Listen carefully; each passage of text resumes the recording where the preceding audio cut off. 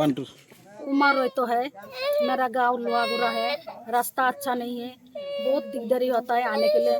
वर्षा होने से चलने नहीं सकता है और बीमार होने से गाड़ी नहीं आता है, मना करता है नहीं जाएगा तुम्हारा गांव में, ऐसे है। जब कोई डिलीवरी का समस्या रहता है कैसे होता है? डिलीवरी होने का टाइम में भी एम्बुलेंस नहीं आता है, वो गोपालपुर में रुकता है, वो उधर से चल चल के आने पड़ता है, बहुत कितना दिकदारी। किलोमीटर? अभी 2 किलो 6 किलो ऐसे होता है, अभी क्या करेगा, वैसे होके लेके आता है जैसे तैसे। अभी एम्बुलेंस भी वैसे ही बोलता है, क्या बोलेगा। गांव में जब कोई बूढ़ा आदमी या कोई वो तबीयत होता है तो उसको कैसे लेके आते हैं? वैसे वो डांगो लगा के ऐसे भूख के लेके आता है, क्या करेगा।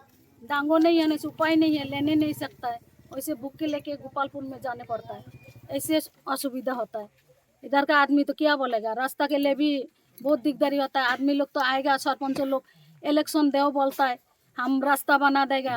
जो भी नेता लोग आते हैं इलेक्शन के लिए आते हैं। इलेक्शन के लिए आता है, इलेक्शन के बाद सब सब भूल जाता है, कोई भी कुछ नहीं देता है, ऐसे है, बहुत दिकदारी होता है। और बुरा आदमी भी कोई कोई पेंशन नहीं मिलता है, कोई पैसा नहीं मिलता है, चलने नहीं सकता है। तो आप लोग जो पेंशन वगैरह लेने के लिए, चावल लेने के लिए जो पीडीएस पंचायत से मिलता है, कैसे जाते हैं?